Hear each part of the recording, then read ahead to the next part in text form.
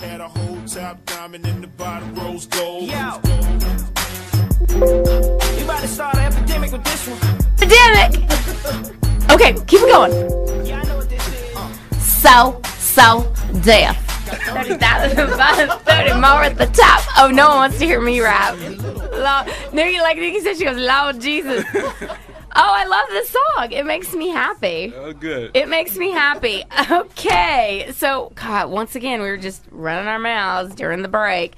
But right now, we have a really interesting guest. And, with all the riots going on in Charlotte, and I see all these little, hipster millennials running around and, giving solidarity with their oppressed fellow black people, I suppose. I don't know. Dan Rust is with us, and he's written a really interesting book called Workplace Poker, Why Millennials Want Government to Solve Their Career Problems and Why This Never Works. Welcome, Daniel. Hey, great to be with you. I was going to try to sing along with you, but I've been forbidden by my 17-year-old son from ever trying to sing rap music. You can say, Rob, this jewelry store and tell him, make me a girl. I'm wearing my grill next weekend. I know, yes. Oh, you better. Oh, and supposedly, the lovely Nikki was saying at the restaurant she works at, sometimes people leave their grills behind and will come back and look through the trash for them. I'm like, what the hell? Those things is it like are a expensive, mouthpiece or what is this thing? Anyway, hello, Dan. Hey, great to be with you. So, when it comes to millennials and talking about millennials, one thing I'm really sensitive to is that I know that many younger people, particularly younger people in the workplace, they're very sensitive to being referred to as millennials because almost always, once the term is used, there's some kind of pejorative. It's like, we wish millennials were more of this or less of that or gosh, ain't it awful that they're doing whatever. And unfortunately, I'm about to do exactly the same thing. So, for those of you who are listening and happen to fit into that category, let me just apologize Sorry, up front. Chance. Yeah, we have a millennial in the studio, but I think I'm a millennial too. I'm not sure. What age group or what year's birth what are millennials? Exactly. If you're right now, I would say if you're anywhere from your late teens to late 20s, you'd fall somewhere within the millennial band. I'm old. God, a little bit older than that. Well, I remember Ivanka at the RNC convention called herself a millennial. I'm like, girl, you're 34. You're not a millennial. No, but that's what we, a lot of us do. I wish I was a millennial, and I sometimes I have a millennial mindset, or at least I hope that I do. But I'm Gen X, baby. Gen X. All of my writing focuses on practical and proven ideas to boost one's career. So that's where my focus is. And the core premise of most of what I write is that hard work and talent are only one half of the career equation. And I've noticed something when it comes to younger people. It's true of a lot of people, but particularly younger workers who are very active politically, that it is almost as if all of that energy that is wishing that Washington, D.C. would do something or their state government would do something, that it's great. I don't take anything away from it. But you take those same people and you make recommendations on what they should do for their own career, some of the hard work that they should do themselves. And it's as if they've expended so much energy mentally on wishing or wanting Bernie Sanders or Hillary or Donald Trump or anyone else to do for them, that it almost reduces their capacity to understand that most of the time you just have to do for yourself. Mr. Russ, I think you just identified the problem with the country at every level. At every level. To be honest with It's you, true. we spend so much energy focusing on people we can't control and not nearly enough energy focusing on what we can control, which is ourselves. So I agree. So let me ask you this question. What do you think are the biggest challenges, if you have an ambitious millennial who wants to, because I also believe that part of the frustration that we're seeing in our country with, with what's going on in North Carolina and other places, it's just a lack of opportunity in the mindset of these individuals. They don't see the end game. They don't see the light at the end of the tunnel. So yeah, and I agree with you. And no one's laying out a path that says, okay, let's assume you do take it on your own shoulders. Well, then what's next?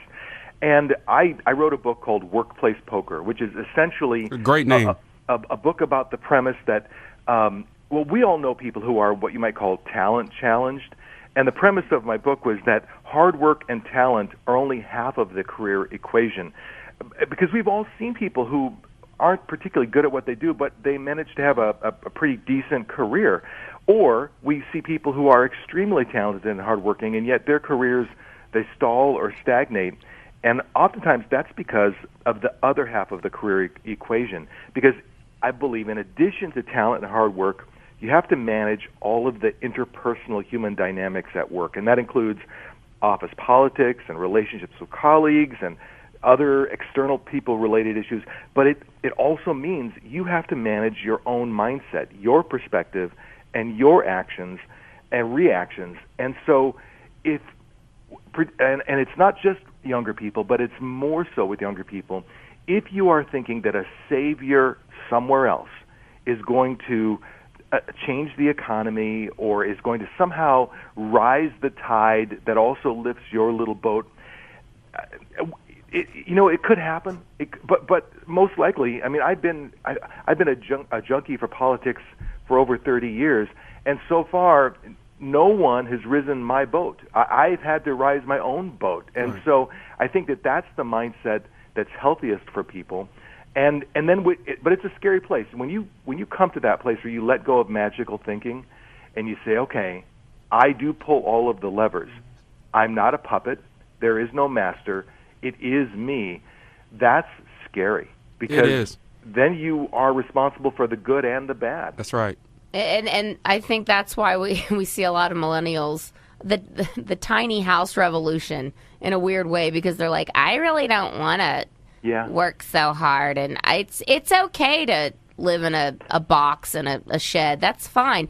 And then they have the mentality. I have a millennial sister who's a millennial, and luckily she's very hardworking, and she does not fit the typical mold, but she does encounter this too. She says a lot of my friends expect to make, $80,000 coming out of college, and doing basically nothing. Is that something that you've encountered with millennials yourself? Without a doubt, the expectations for reward are higher, and the expectations for the work needed to do it are lower, and the expectations of timeline are much shorter. So we have people coming out of college or out of their tech school going into the workplace with a whole skewed perception of what really is going to happen. And so I honestly, I've even had younger people read my book or read a portion of my book, Workplace Poker, and put it down and say, yuck. I have to do something? No. I don't want that. This is yucky. Yeah. Because essentially, some of the tougher things that you're going to have to learn to do are to learn to work productively with difficult coworkers and bad bosses. You're not going to fix them, and you're not going to jump from boss to boss to boss, because while there are maybe only a few bad bosses in the world, they seem to get around a lot. So we all have to deal with it, and we learn to deal with it. And the best actually learn to take a difficult, impossible coworker and turn it into a productive situation, or Mr. the Russ, same with a boss.